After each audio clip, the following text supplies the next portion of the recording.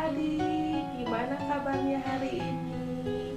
Sekarang Bunda Melia mau memberikan sesuatu untuk adik-adik di rumah. Mau tahu? Ibu Melia hari ini mau mendongeng. Oh, siapa yang suka namanya dongeng? Yuk, dengarkan ibu baik-baik ya. Dongeng kali ini adalah ibu bercerita tentang si kancil mencuri ketimun. Hah? Siapa yang tahu kancil? Oh, pasti sudah tahu semua ya. Oke, baiklah. Pada suatu hari di hutan belantara ada seekor kancil yang sedang berjalan sendirian. Tapi dia dalam keadaan sakit perutnya. Aduh, perutku sakit. Perutku lapar kali ya, aku belum makan dari tadi. Aku mau mencari makanan, tapi di mana teman-temanku? Tidak terlihat oleh aku. Baiklah, aku akan berjalan saja. Mungkin aku bisa menemukan makanan apa yang aku sukai. Kemudian si kancil terus berjalan sampai dia keluar hutan. Tidak terasa dia keluar hutan sampai di pemukiman penduduk. Kata si kancil, "Waduh, saya sudah jauh perjalanan saya ini. Saya sudah di luar hutan, tapi tidak apa-apalah. Mungkin saya bisa menemukan makanan kesukaanku," kata si kancil. Tidak lama kemudian, si kancil menemukan ladang yang sangat luas yang isinya apa? Isinya ladang mentimun atau timun. Ya, itulah makanan kesukaan kancil karena kancil menyukai sayuran-sayuran.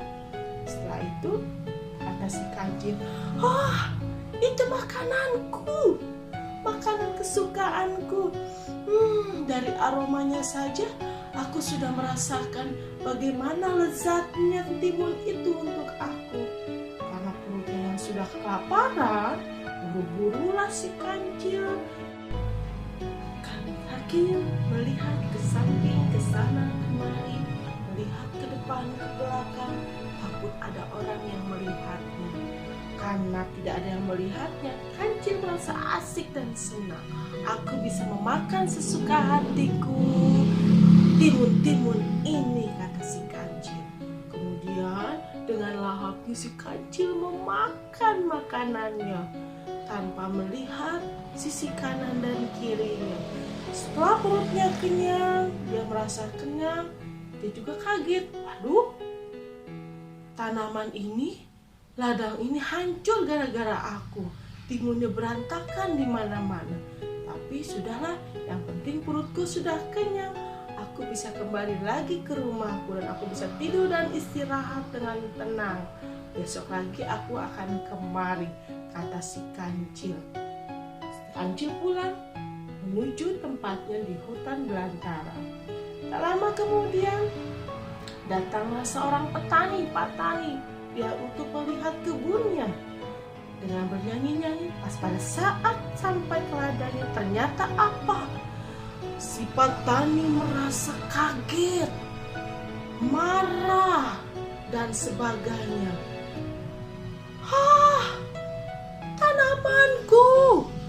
Tanamanku hancur. Timun-timunku, siapa yang sudah melakukan ini? Kata petani sambil meletakkan tangannya ke pinggang dan marah-marah. Siapa yang telah melakukan ini? Aku tidak sudi, kata petani. Bicara seperti itu. Aku marah, kata petani. Tapi awas, aku akan membuat jebakan untuk ini.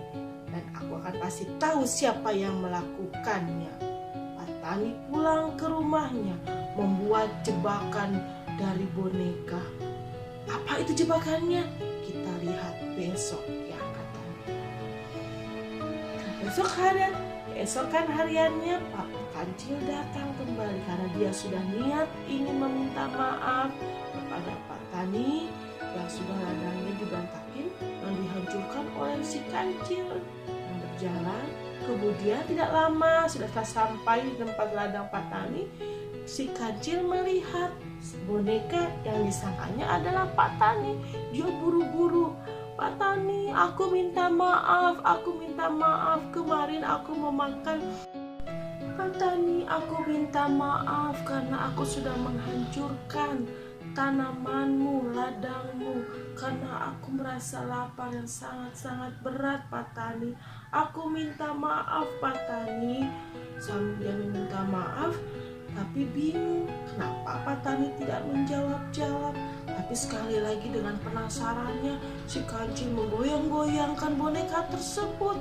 Dan ternyata boneka itu adalah menyimpan jebakan dari Pak Tani. Badan si kancil lengket, tidak bisa bergerak, susah untuk bergerak melangkah. Tetapi si kancil merasa kalau itu adalah Pak Tani. "Pak Tani, maafkan aku, lepaskan aku, Pak Tani, lepaskan aku, Pak Tani." Padahal itu hanyalah boneka yang ada jebakan remnya. Dia merasa tidak bisa bergerak. Nah, setelah itu dari kejauhan Pak Tani yang ingin datang ke ladangnya dan melihat ternyata mendengar, "Seperti dari ladangku," kata Pak Tani. Kemudian Pak Tani segera datang ke ladangnya dan memang benar melihat, "Oh, ternyata kamu kancil yang telah mencuri mentimunku," kata Pak Tani. Kemudian Pak Tani, "Maafkan saya, Pak Tani." "Tidak ada maafkan. Kamu harus saya hukum karena kamu sudah melakukan kesalahan yang fatal. Yang pertama, kamu belum minta izin kepada saya. Yang kedua, kamu mencuri timun saya dan memakannya. Yang ketiga, kamu telah mengacak-ngacak dan merugikan semua hasil daripada jerih payah. Untuk itu, kamu harus dihukum." "Maafkan saya," kata kancil. "Maafkan saya, Pak Tani, maafkan saya." Tidak ada maaf. Kemudian dibawanya si kancil ke rumahnya Pak Tani dan dimasukkan ke dalam kurungan. "Pak Tani, saya minta maaf. Saya tidak mau dikurung, Pak Tani. Saya mohon." "Kamu harus tetap menjalankan hukuman kamu. Terima atau tidak?" Lama kemudian, walaupun si kancil merasa sedih, merasa sedih yang sangat luar biasa, tapi dia akhirnya menerimanya. Dia dikurung di dalam rumahnya Pak Tani.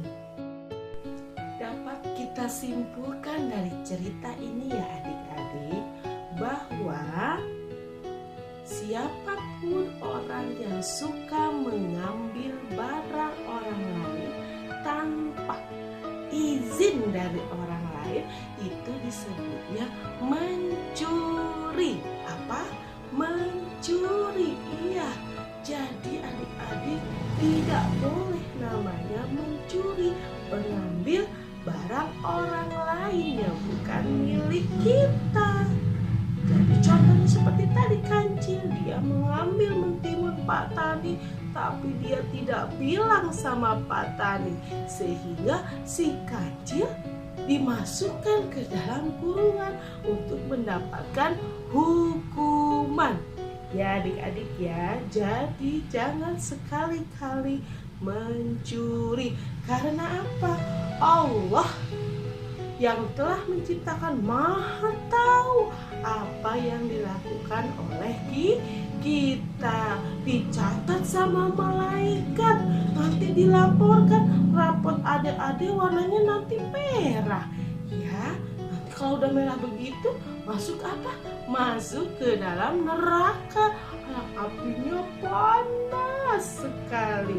Untuk itu adik-adik jangan mencuri atau mengambil barang milik orang lain tanpa izin. Mengerti adik-adik? Insya Allah adik-adik menjadi anak yang baik dan soleh. Terima Terima kasih, mudah-mudahan cerita Bunda Melia sangat menyenangkan. Kita bertemu lagi pada kisah-kisah selanjutnya. Assalamualaikum warahmatullahi wabarakatuh.